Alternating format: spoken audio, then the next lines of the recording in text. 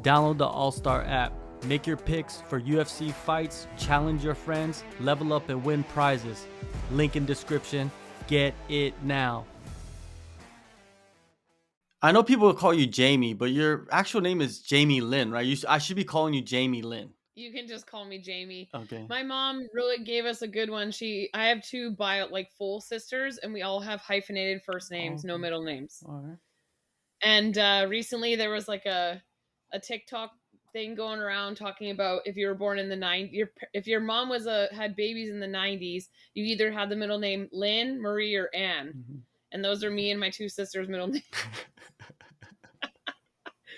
Yeah. That's wild. That's wild. Yeah. But nowadays there's some kids with some crazy names, like names that don't make any sense. And the parents, I'm just like, Apple. yeah, like what they don't think about when they grow up. Like you're 50 years No. old and someone's calling you Apple. Yeah, no, it's definitely wild Yeah, times these times. for sure. You're returning November 2nd.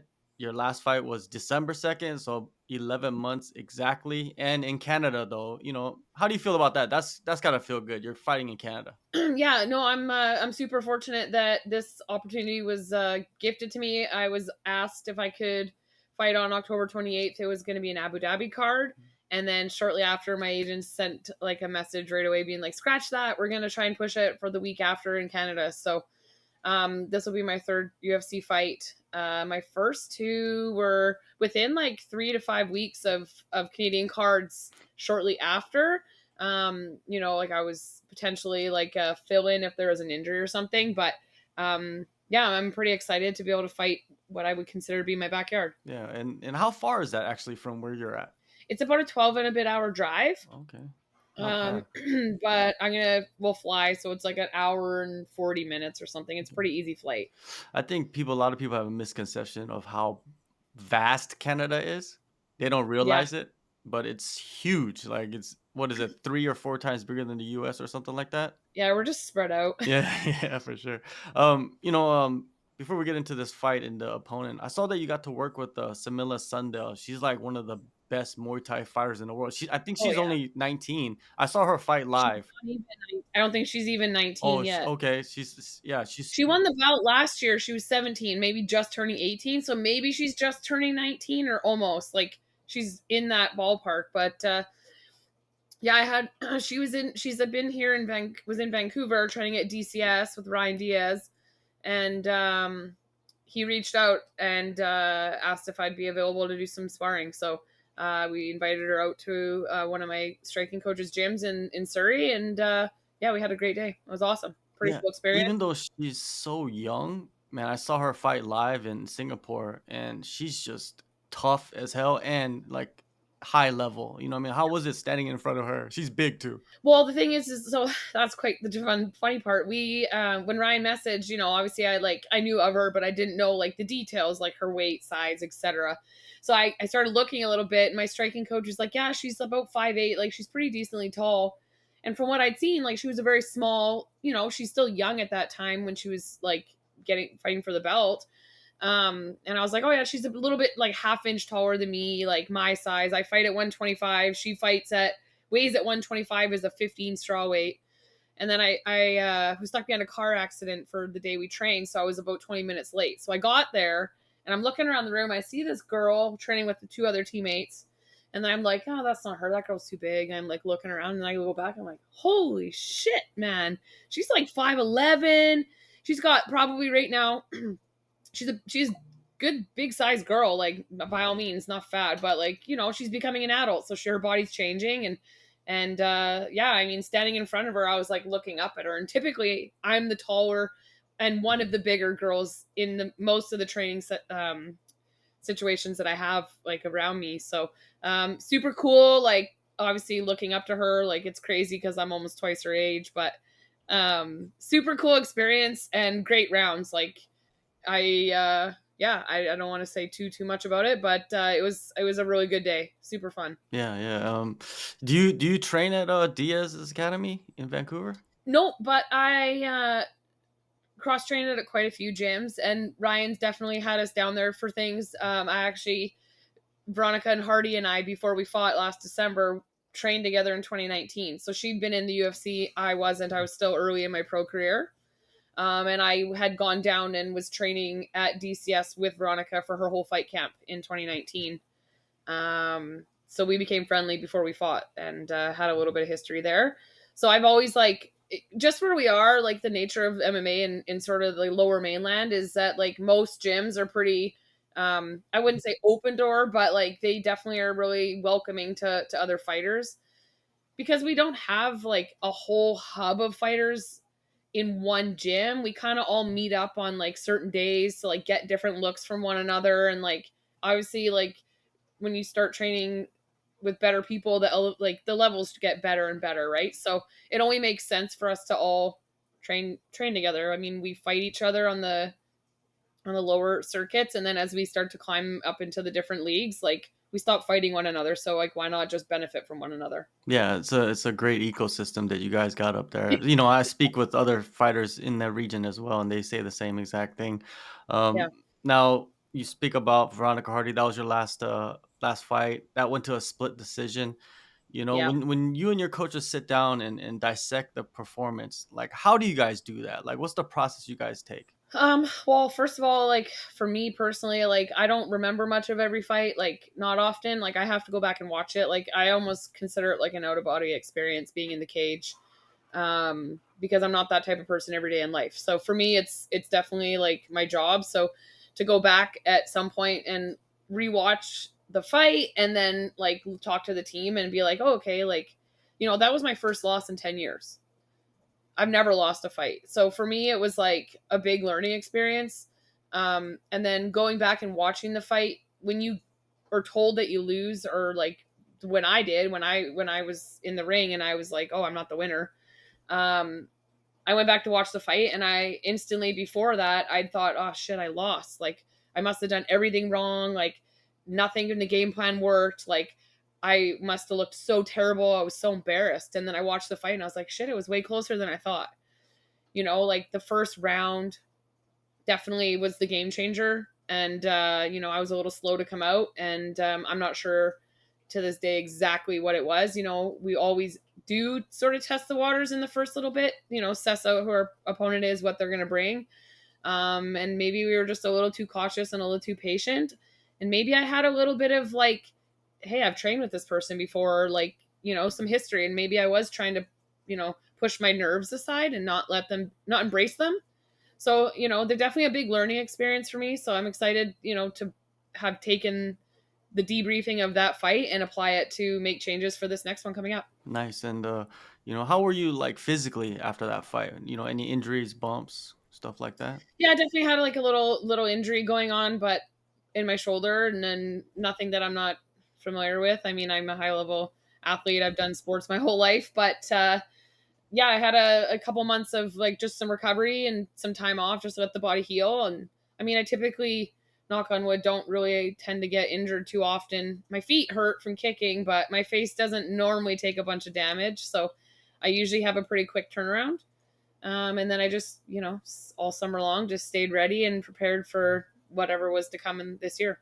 Yeah, after, like I guess recovering from the little injury that you had, that it's been an extended period of time, so you get to kind of like work on things. Maybe you get to get stronger. There's fighters that, there's stuff behind the scenes we don't hear about. But could you reveal anything that you kind of focused on? Yeah, like I said, that fight, I was a little bit hesitant. I know that like for training for me in training situations, I typically am like I would consider myself a good training partner. Like I'm a fair training partner. I don't tend to hurt or injure my training partners because I want them to be there the next day when I come. So for me, I don't always get that glory from training partners. Like they know that I'm trying to protect them and be safe. Like obviously I'm never trying to like physically, make it so somebody can't train the next day. But it is also my job to fight, and it is my job to apply the skills that I have. And I think the biggest thing that we've worked on and changed from the result of last fight is that I've applied myself in my training sessions a little bit more. I'm a little bit more mean. I'm throwing things with intent and not just throwing them because I know that they're going to land. Like I need to land them in the training situation to ensure that they're going to land in the fight situation. So I think for me, it sounds so stupid, but being more aggressive and being a bigger bully. November 2nd, you get to return Yeah. Ivana Petrovic. Thoughts on her and the fighting style that she brings? You know what? It's quite an interesting matchup. I think in the sense that we're very similar in the A body type. Our records are the same. It's both our third UFC fight. Um and our styles are very similar in some senses. Yeah, I'm excited to see sort of what happens and how this plays out. I've got some really good feelings. I feel like, and I don't mean it to sound cocky because that's not who I am, but I feel like she's where I was 2 years ago as a fighter. So I feel like we're very similar, but I'm like the new version of what we used to be. And you mentioned earlier about 10 years. You've never lost a fight. This one, it was a close fight. It's not like you went in there and like got fully dominated or got knocked out cold or anything like that. So do you kind of like, can you kind of push past that pretty easily, or did you have some struggles of like, man, do I belong? Because there's that struggle all the time with fighters, especially in the UFC. Yeah. Yeah, I think like after that, like I walked out of the arena pretty quick. I left there with bare feet, no shoes or no clothes on. I just walked right out. I was so embarrassed. And I think that's just a natural sort of reaction, is to have that sort of, you feel sad and you're defeated. And then I went home to the hotel room, and, I had so much family and friends with me on that trip. We kind of turned around. We went out and had like a little bit of a social evening, nothing crazy. And then I came home and it was just like sadness. Like I just felt like everywhere I went, people were like, they felt bad for me. And I was like, I just didn't want that. Like I just always thrive with normality. And for me, like when people get super excited and they see me and like they like, I guess if you could say fangirl or fanboy, and like I get super embarrassed easily. Does that make sense? And I find that like I'm from a small town and I've always just flown under the radar, and I feel like I like to just keep my life that way. So, this loss just kind of highlighted, some things for me. Like just going to the grocery store, like I had to like not be emotional and not let it bother me. And it did take me a few weeks sort of to just like process it, that like, fuck, I'm not broken. You know what I mean? I had a loss. Like I've been fortunate to do this sport for just about 10 years and I've never experienced that. And like, I always told myself that like this was an option, like not an option, but it's a potential like outcome, is to win or lose. And I just never entertained the thought of losing. Like I know it was still, it's still there, but I never put it in my brain that like, frick, what if I lose? What if I lose? Like, what am I going to do? Like, I just don't even, as soon as that thought comes to my mind, I just change my brain waves and I'm like, I'm going to go do something else. And it's like, I just never put myself in that situation to lose. So to lose and then, sit in your own like wallows for a few bits and then come back out of it and be like, shit, like it was one loss. Like people do this. People have like 6, 9, 12 losses on their record and I have one. You know what I mean? Like this isn't the end of the world. So yes, some hardships. But I feel like it was a great learning experience and I feel like it's fueled the fire to make game plan changes and bring a new version of myself for November 2nd. Yeah, for sure. And I seen you've been working with in training camp, working with Mel. I met Mel, interviewed her in Thailand of all places, and she's in Canada now training with you guys. Is that is Yeah, do you have you known her for a long time? I've known Mel now for probably like between 3 and 4 years. So when they moved out this way, she obviously got back into like keeping into her martial arts history and whatever she's into, and so she trains at a gym in North Vancouver called Universal. So I cross train at that gym. I'm actually there twice a week. And like I said, there's not a lot of us women throughout the Vancouver and Lower Mainland area. Lupita is another one who's in our area that when she's not in Mexico, we all train together. Yeah, Mel just fought recently, twice actually, and won both. So I was fortunate to be able to be a part of those training camps with her, and she obviously has like a different style than what I have, and we kind of just elevate one another. So yeah, super awesome human being, great training partner. Like I said, I train with her twice a week, and I was there. I'll be there on Wednesday. I was there on Saturday, and yeah, super cool. And you also work with Chewbacca too, who I also met in Thailand as well. It's weird, like it's such a small world. It is. It really is. Yeah, Chewbacca's back.